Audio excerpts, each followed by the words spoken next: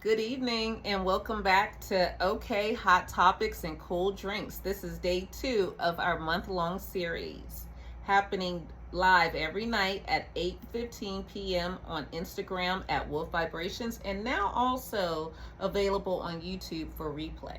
I'm your host, Antoinette Wolf, licensed real estate agent, former corporate executive turned entrepreneur, philanthropist, writer, proud mother, and yes, a full-time student once again.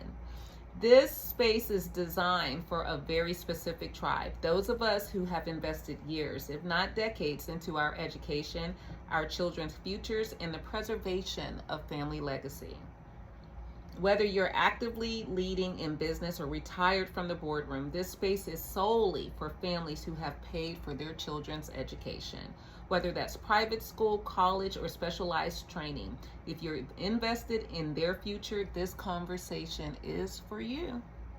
Each night we feature a powerful book, a menopause-focused wellness tip, and an honest conversation about parenting, privacy, power, and peace.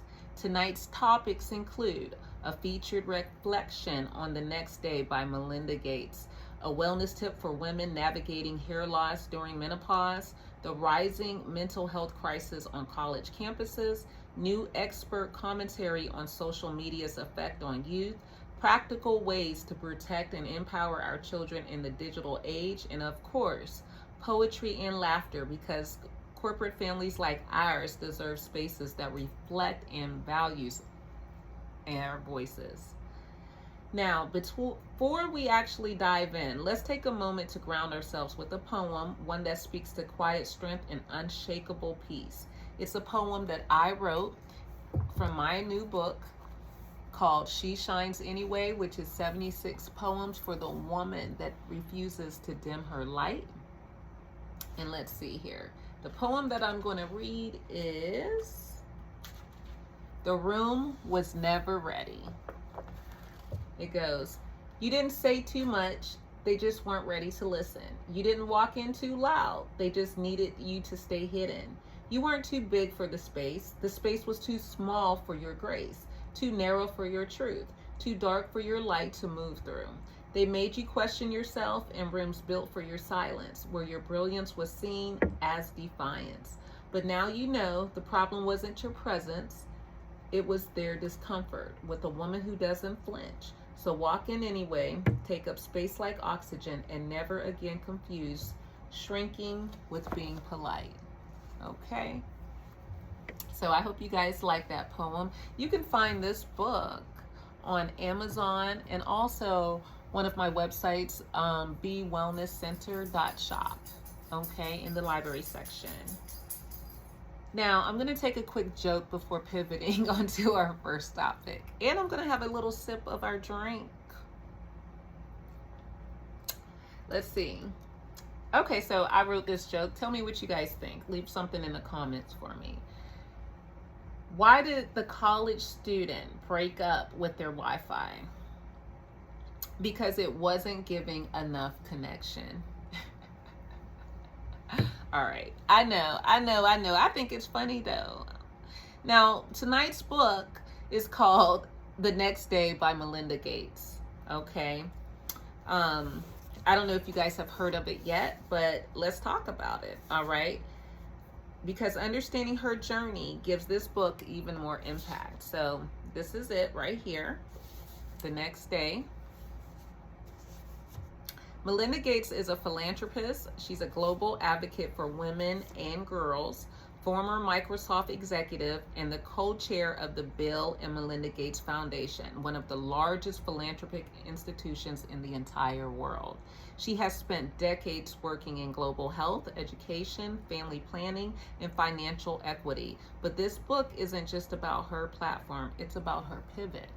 The Next Day is a deeply personal reflection on life after loss, not just of a marriage, but of the version of yourself that you thought would last forever. Melinda takes readers through the private emotional work she had to do after ending her public marriage and deciding to move forward in purpose, grace, and power. She wrote this book to speak to women in positions of influence who still feel invisible in their own homes or undervalued in spaces they helped build. She talks about letting go of the roles that no longer serve you, reclaiming your voice after sacrifice, building a new version after disruption, and how the next day becomes the foundation for everything that follows. It's empowering, transparent, and deeply necessary, especially for women who have been the glue, the guide, and the giver for everyone else.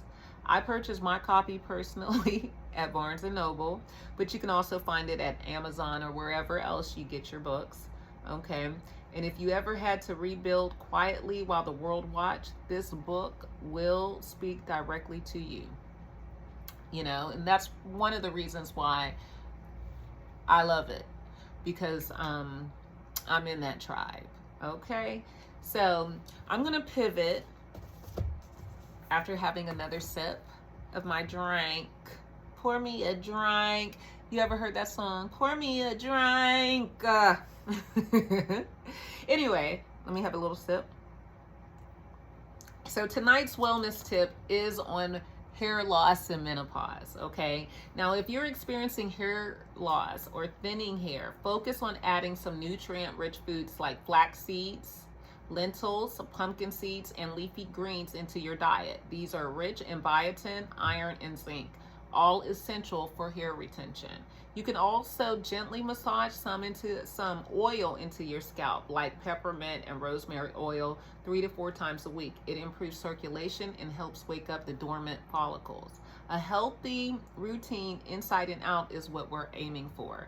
And there's that's one of the things. I hope ladies don't get upset that I'm sharing that, but between the ages of 35 and 55 is when we typically go through menopause or premenopausal, and I feel like it's important. It's an important subject to share with these young ladies, because you go through so many changes, so many hormonal changes, so many physical changes, and you're like, what's wrong with me? So it is time for women to talk more about it for these young girls, so that they don't think they're losing their minds, and that they're not, a lot of people always want to assume like, oh, if you start losing a little bit of hair, it's stress. No, it's not just stress. It's menopause also, okay? Anyway, the hot topic for tonight is one that is coming up a lot, so I definitely want to touch base on it. I mentioned it a little bit yesterday when I introduced my book, Do Your Job, which is a parent's manifesto to privacy, protection, and power. But this hot topic is the mental health crisis on college campuses, all right? And it's very real, it's very urgent, and the mental health crisis that's being openly discussed on college campuses across the country.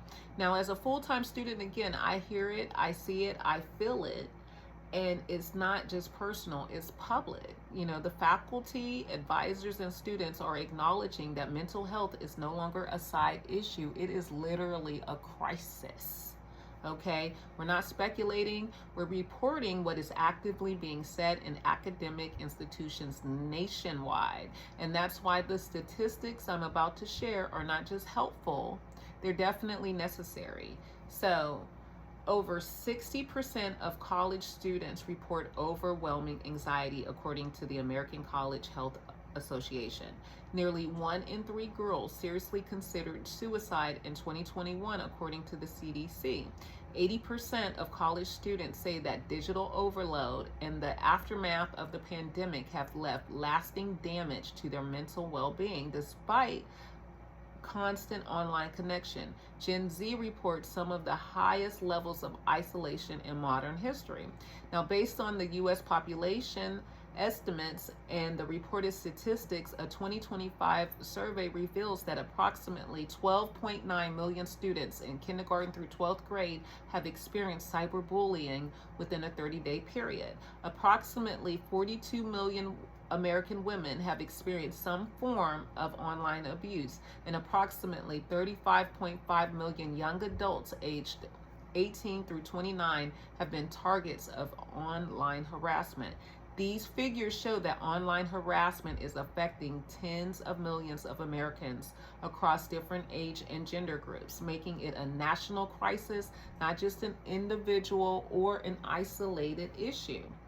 So, What's causing it? Well, some say it's disconnection, performance pressure, comparison fatigue, digital overstimulation, and a lack of rootedness in spirituality, emotionally, and relationally. So, how can families like ours invest deeply into education, emotional maturity, structure, actually go ahead and step in? Well, I'm going to get to that in a minute, but first I want to also share some expert commentary from some folks, okay? So Dr. Jean Twenge, who's a psychologist and author of iGen, she says that the constant exposure to idolized lives on social media has increased anxiety, depression, and insecurity among teens. Richard Geary, he's an executive director of iRock2, says that influencers often bypass the moral and legal guidance that traditional media required.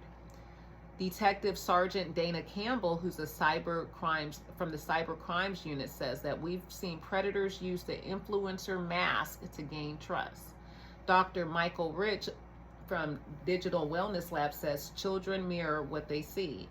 And Rachel Simmons, who's author of Odd Girl Out, says influencer culture has taught young people, especially girls, that performance is more important than authenticity.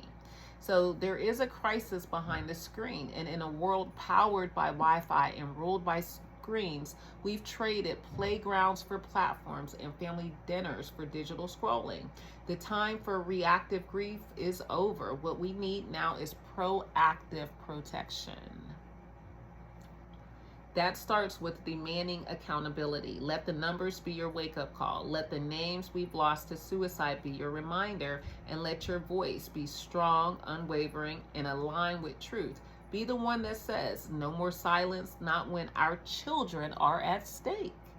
So there are 7 intentional ways that we can support our young people. Now, these are just a few ways that I came up with, but there's even more. And I discuss it in detail even more in my book, Do Your Job, the one that I mentioned last night, Do Your Job, A Parent's Manifesto to Protection, Privacy, and Power, where you can find it on Amazon and on my website, bewellnesscenter.shop. Number 1, ask meaningful questions. Number 2, model emotional self-control. Number 3, encourage in-person connection. Number 4, normalize mental health care. Number 5, share your stories. If you're being bullied, if you see something, if something is going on online, encourage your kids to share that, or this is the conversation you need to have with them. Tell me, baby, tell me that something's not right, okay? But number 6, help them build emotional boundaries. And number 7, turn comparison into conversation. And I'm gonna tell you, one day soon, in one of the days, one of the things that I have planned is to have those type of conversations, and so you can share these with your kids, to how to have the conversations and how to pick up on when something's not right and what to actually do about it. Okay, let's take a quick break. I'm gonna take a sip of this and share another joke.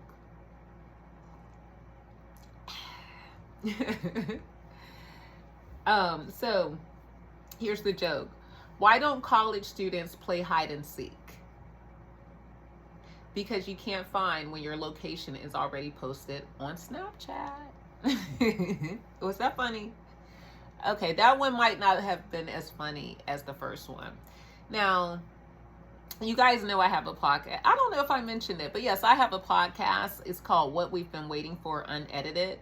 And if tonight's discussion resonates with you, I invite you to listen to my podcast, What We've Been Waiting For, Unedited, which is streaming now on Spotify, Apple, iHeart, and everywhere else podcasts are available. Okay, the most recent episode I did was called No More Exceptions, Aligning with the Accredited.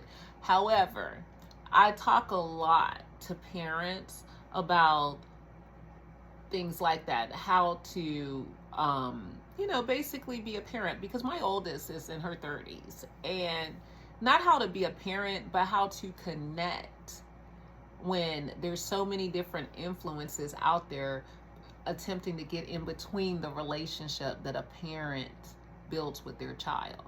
Okay, we have to put our kids first. We have to prioritize their well-being, not just financially, but mentally as well, emotionally, all of that, you know. And I got to tell you, raising my daughter as a single parent, I definitely had a lot of trial and errors. I'm not perfect, but one thing I can tell you is that I stayed close to my baby. Okay? And it wasn't easy. It was not easy. All right? But I share tips on how I accomplished that. So yeah, tune into What We've Been Waiting For, Unedited. All right? Now, let's see. So tonight's featured book was The Next Day by Melinda Gates. This book right here. Okay? Like I said before, it's not just about what comes after heartbreak. It's about what comes after we finally put ourselves first. It's about identity. It's about power. It's about the rise that comes after release. And I love it. Check it out. Like I said, I got my copy at Barnes and Nobles, but they have it on Amazon. And I will be having it on my website, bewellnesscenter.shop, but it's not there yet. And don't wait for it to get there. Go on over to Barnes and Noble or Amazon and get you a copy. Okay. Now, thank you for joining me for day 2 of OK Hot Topics and Cool Drinks. We'll be back tomorrow night at 8:15 on Instagram and also the replay on YouTube. If you follow me on Instagram, it's at Wolf Vibrations. We're going to talk about another book tomorrow, another wellness tip, and another conversation that puts power, parenting, and peace back where they belong, in the hands of the intentional. Until then, stay grounded, stay wise, and shine anyway. All right, good night, guys.